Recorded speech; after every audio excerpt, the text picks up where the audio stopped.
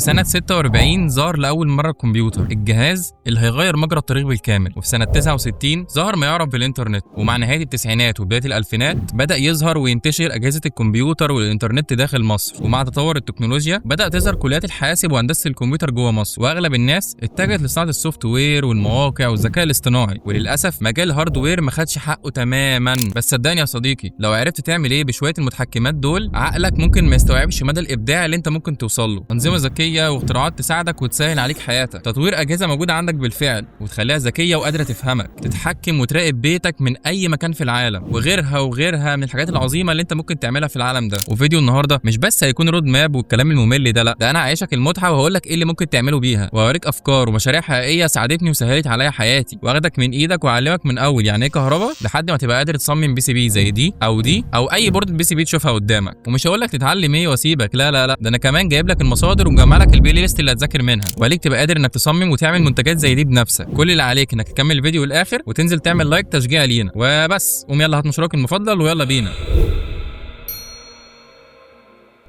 معلش هيضيع كام ثانيه من وقت. تخيل ان انت ممكن يجيلك عملاء من غير ما تبذل مجهود في التسويق. ده بالظبط اللي حصل معايا لما بطلت ابعت شغل في لينكات درايف او مواقع عشوائيه تخلي العميل مشتت، وعملت بورتفوليو احترافي يعرض شغل صح. المشكله هنا بقى ان 90% من الفريلانسرز بيضيعوا على نفسهم فرص شغل تقيله عشان بس مش قادرين يعرضوا شغلهم بشكل كويس ومنظم. وخلي بالك ان العميل بيحكم من اول نظره، ولو شاف بورتفوليو محترم ليك بتعرض عليه شغلك بشكل احترافي، فرصه ان هو يشتغل معاك بتتضاعف. وانا هنا بقى سبب ان اساعدك انك تبني البورتفوليو الاحترافي ده، يخلي شغلك يبان صح ويجيب لك كمان عملاء. لو انت مونتير او مبرمج او مهندس، او حتى لو كنت صاحب شركه ومحتاج صفحه هبوط او لاندنج بيج تعرض عليها خدماتك وتخلي العميل يشتري منك وهو مطمن، ابعت لي دلوقتي على الرقم ده او اللينك اللي موجود في البايو. ويلا سيبكم على الفيديو. طيب في الاول كده خليني اقول لك انت ليه اصلا محتاج تتعلم الكترونكس، وايه يعني اللي هتستفيده من كل ده. بجد انا فضلت اقول لك مميزاتها من هنا لبكره، فبرضه مش هوفي بحقها. بس خليني دلوقتي اقول لك بعض الاسباب اللي ممكن تجذبك للمجال. اولا وهي ببساطه ان انت مش هيكون عندك مبدا ان في جهاز تعطل في البيت وهتبدا تبص لاي جهاز بايظ بطريقه مختلفه تماما، لانك بعد ما تتعلم اساسيات الكهرباء والالكترونكس انت هيستفزك اي مشكله في اي جهاز عندك في البيت، وهتحاول تصلحها بنفسك حتى لو دي اول مره تتعامل مع الاجهزه الكهربائيه. ويا الله على المتعه لو انت عندك جهاز بايظ او تالف وانت تشتغل فيه شويه كده وتصلحه، دوبامين للصبح. واتحداك ان بعد اول مره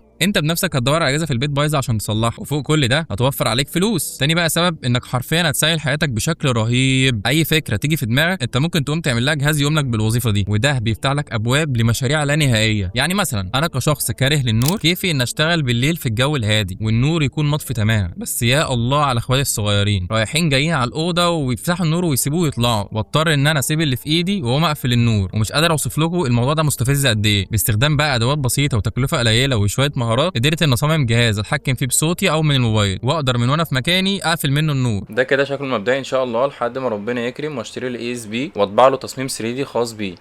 افتح يا ابني اللمبه. خلاص اقفل. افتح اقفلها خلاص. وخد عندك بقى بنفس الطريقه دي اقدر اتحكم في الباب، اقدر اتحكم في الشباك، اقدر اتحكم في اي حاجه، وكل ده بتكلفه بسيطه جدا. واليوتيوب بقى مليان مبدعين بجد الله اكبر، عاملين مشاريع خرافيه. وكل ما تتعلم اكتر الافكار اللي في دماغك هتزيد اكتر واكتر. مش عارف ليه حاسس ان انا متحيز شويه، بس لا، المجال ده بجد ممتع جدا. على فكره ده سبب من الاسباب. انت بعد ما الفكره تيجي في دماغك وتقوم تعملها وتتعب فيها، على عكس باقي مجالات السوفت وير، فانت بتشوف النتيجه قدام عينك على ارض الواقع، وده بيخلي عمليه التعلم نفسها ممتعه. والموضوع مش بيقف بس عليك، ده في ناس خدت الموضوع كبزنس وبدات تعمل مشاريع وتبيعها للناس وتكسب منها فعلا. وفي رايي بقى ان اجمل حاجه في المجال ده كله ان هو بيخليك تبص لاي جهاز وتسال نفسك هو شغال ازاي، وبدل ما السؤال ده يفضل بدون اجابه فانت هيبقى عندك قدره انك تفهم وتطور وتبني كمان حاجه احسن منه. وعشان كده انا شايف ان اي شخص مهتم بتعلم التكنولوجيا فهو لازم يدي الالكترونكس والمتحكمات فرصه.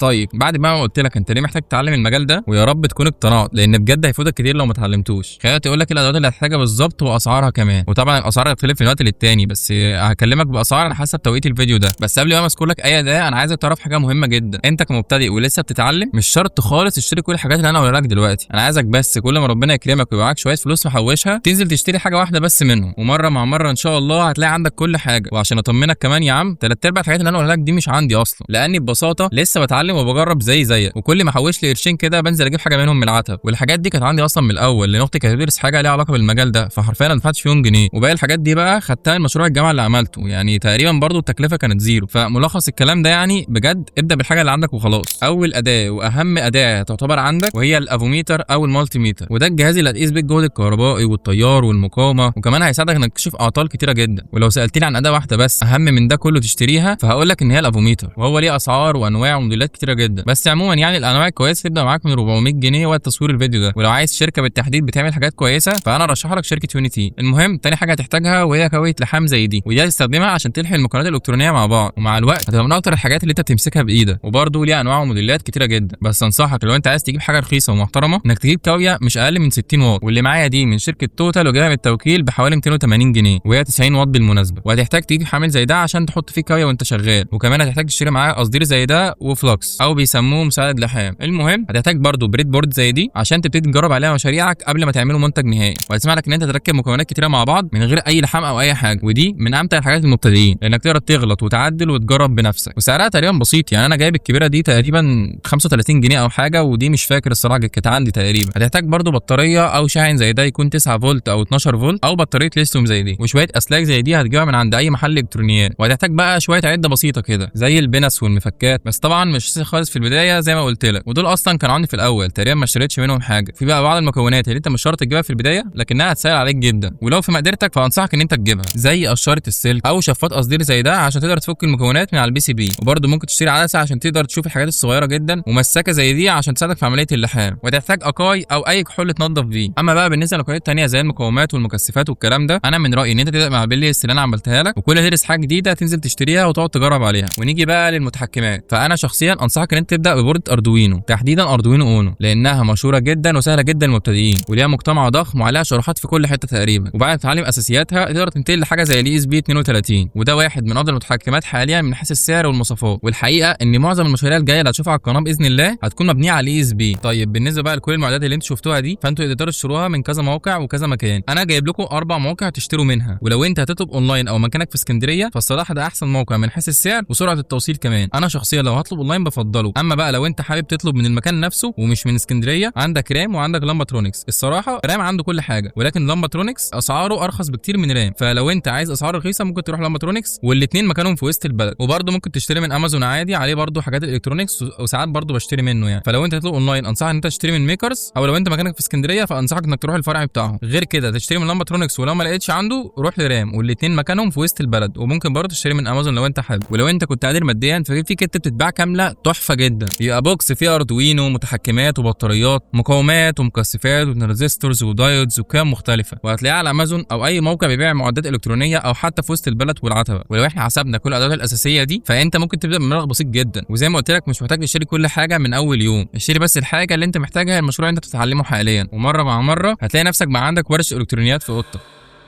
طيب نخش بقى على اهم جزء في الفيديو، هو ان انت ازاي تبدا تتعلم الكترونكس. الرحله بتاعتك هتبدا من الاساسيات، يعني الاول هتفهم يعني ايه كهرباء اصلا، تفهم فرق الجهد وعلاقته بالتيار والمقاومه، هتدرس قانون اوم والحاجات اللي شكلها صعبه بس هي في الحقيقه بسيطه جدا. وبعد كده هتتعلم بايدك مع المقاومات والمكثفات والحاجات اللي زي كده، وهي تتعلم ازاي توصل الدوائر وتقيس وتفهم الاعطال، وكمان تتعلم تلحم بايدك وتبدا تبني دوائر بسيطه بنفسك. وبعد المرحله دي هتبتدي تدخل بقى على جزء المتحكمات زي اردوينو في الاول زي ما قلنا، وهتبتدي تعمل مشاريع بسيطه جدا زي انك تشغل لمبه، تقرا حساس، تتحكم في موتور. وبعد ما الاساس بتاعه يثبت معاك هتبدا تنتقل لاي اس بي 32، وده اللي هيفتح لك باب لمشاريع اكبر بكتير زي التحكم عن بعد وانترنت الاشياء. وبعدها بقى هتدخل على مرحله مهمه جدا وهي تصميم البي سي بي، وهي انك تحول فكرتك من شويه اسلاك على البريد بورد لمنتج حقيقي متجمع ومترتب ويشتغل كجهاز فعلي. اتمنى بس ان انتوا تكونوا شايفين حاجه عشان انا الاضاءه عندي على الله يعني. والحلو بقى في الموضوع ان انت مش محتاج تدور كتير، انا وفرت عليك وجمعت لك بلاي ليست كامله تمشي عليها خطوه بخطوه من اول يعني ايه كهرباء لحد تصميم البي سي بي. وبجد انا وفرت عليك تعب ومجهود طويل، ومش مستني منك غير الدعوه الحلوه، مش طالب منك حاجه غير انت تلتزم وتمشي معايا خطوه بخطوه وتطبق بايدك. والمهم جدا ان المجال ده بيتبني بالتجربه، كل فكره هتشوفها لازم تطبقها بايدك فورا. وصدقني مشروع صغير واحد هتعمله بنفسك هيثبت في دماغك اكتر ب10 مرات من الفيديوهات، ولازم تخصص نص ساعه يوميا على الاقل تطبق فيها بايدك. وانا شخصيا بعمل كده لان افتكر ان ده مجال عملي. وبالمناسبه البلاي ليست اللي انا قلت لكم عليها دي انا شخصيا بذاكر منها كمان، يعني احنا في الرحله سوا. وفي الاخر بقى انا عايز اقول لك ان احنا داخلين على وقت التكنولوجيا فيه بقت في كل حاجه حوالينا، في البيت، في الشغل، في الموبايل اللي في ايدك. والحقيقه اللي لازم تبقى واضحه ليك ان اي حد هيعمل ان هو يفهم التكنولوجيا دي من جوه هيفضل طول عمره مجرد مستخدم ليها بس. مجال الالكترونكس هيخليك قادر تصمم وتخترع وتطور اجهزه وتكسب منها كمان، وصدقني دي مهاره اساسيه لاي حد مهتم بعالم التكنولوجيا. ولو انت فعلا بتحب المجال ده فما تاجلش ان انت تبدا، هتلاقيني سايب لك البلاي ليست تحت في الوصف. ولو انت بقى كنت مهتم بعالم البرمجه والسوفت وير وعايز تبدا ومش عارف تبدا منين، فالفيديو ده هيكون دليل شامل ليك، لان ببساطه جبت لك المصادر وتبدا منين وازاي زي الفيديو ده كده. بالله عليك ما تنساش انك تبص عليه عشان هيفيدك. واتمنى لو انت استفدت ما تنساش تعمل لايك وتشترك في القناه وتسيب كومنت تحت كنوع من دعم المحتوى. وبس انا خلصت، سلام. وكمان هتشترك وكمان هتحتاج تشتري معاها فلوكس، وكمان هتحتاج يا عم في ايه، بسم الله الرحمن الرحيم، وكمان هتحتاج وكمان هتشتري